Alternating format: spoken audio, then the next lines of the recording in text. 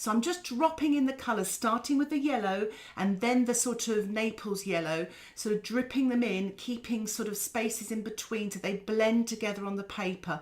But I always work light to dark. When you're painting the water, just have horizontal wiggly strokes like what I'm doing here. And obviously when you're painting the foliage, you sort of put more blobby marks on. And just do what feels intuitive to you, what you feels right. Really heavily load your brushes and just enjoy this. This can be a very creative stage, so just let go. And remember, if it does go wrong and you don't like it, just wash it off under the tap. All those colours will wash off nicely. So you've got that extra chance, that sort of safety net of just washing off and having another go. I'm just leaving quite a bit of light in the water here, and I'm using the tip of my brush to get some of those marks. That's the green gold, and I've mixed it with the orange just to sort of neutralize it a little bit, but I'm really sort of trying to be disciplined and keeping my light. Now this is the brown. You can use your burnt sienna. I'm using the transparent brown oxide, but I really like this colour. It's a very warm, it creates a nice bit of texture as well. I'm just dropping a little bit this now in the tree area, because if you look at the reference photograph, there is a little bit more shading on these trees to the left. They're a little bit further back as well. I've dropped a little bit of violet now with that brown, just to create a slightly darker colour. And now I'm using the green gold again. I felt it was a bit of a green. If you look again where I'm painting here, this kind of a green sort of shade in the trees. This is all wet in wet. The colours are wet and the paper's wet. And I'm just sprinkling some salt onto the damp paint. I'm going to allow that to dry naturally. Meanwhile, I'm actually painting with my size 10 brush a little bit of light orange, painting damp into damp.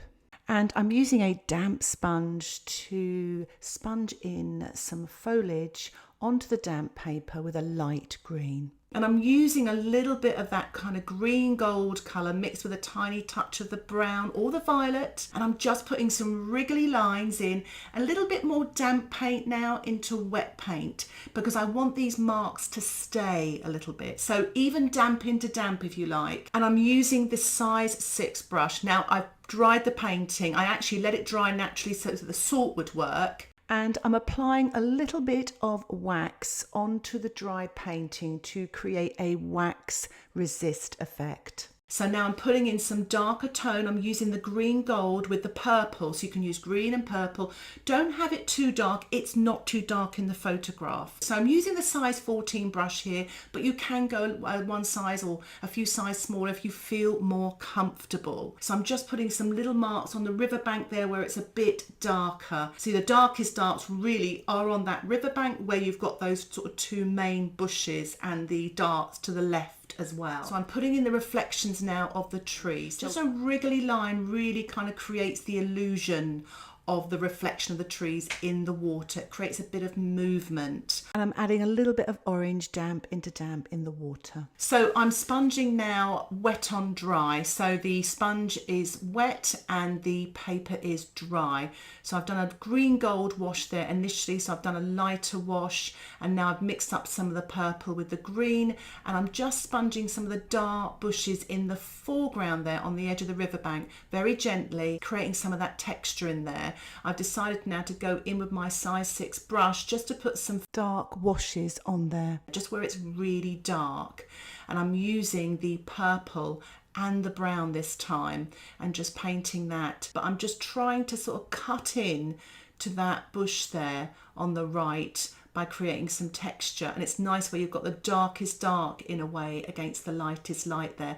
So it's quite nice. It really brings your eye into the painting. And this is just with the purple and the brown with my size 6 brush. And I'm not being afraid of the dark here. I'm trying to get some lovely sort of dark colours just on this riverbank, and then just softening it as I go there by diluting my brush. And now I'm just going to put a little bit more dark now over to the left hand side of the riverbank here. It's amazing how dark, how that lovely warm dark you get with the purple and the brown.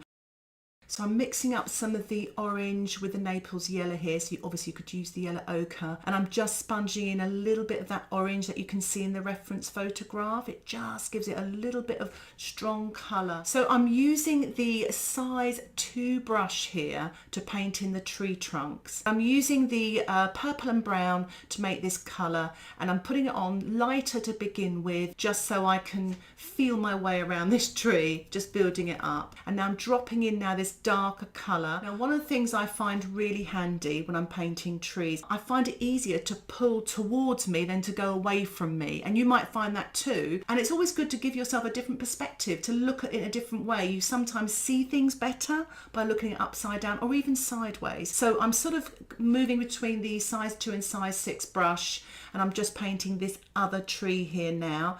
And I've just, you know, got my tissue on standby. So if I don't like something, I just take it out straight away. Because a lot of people say that you can't change watercolours, but you can. There's certain things you can do to make it work. I find using a twig so much easier when you want to paint branches.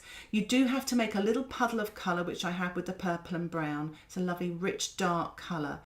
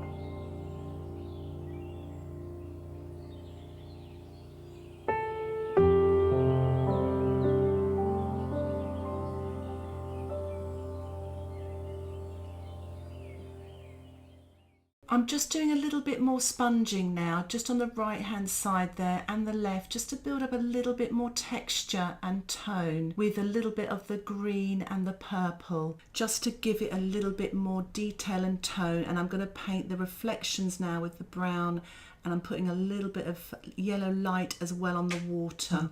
Remember to keep your strokes horizontal. I'm using the size 6 here, just really sort of go back and forth, back and forth. The lines don't have to be perfectly straight, but you want that sort of wriggly sort of line, so it gives that impression of moving water. So I'm giving the trees a spatter with some yellow with my size 6 brush, and I've made sure I've actually masked out my water as well. I don't want any spots on there, just to finish off. I've removed the framing tape to reveal a lovely white border, and it gives me time to assess to see if I need to do any more to my painting. I actually do add a few extra highlights using white gouache, and the extended tutorial with lots more details is available on my Patreon membership, and a link for this extended tutorial can be found in the description below. You will get access to extended tutorials and weekly exclusive tutorials with downloadable sketch outlines. If you have any questions about the membership, please put those in the comments section. I really hope you enjoyed this tutorial. Happy painting. Bye for now.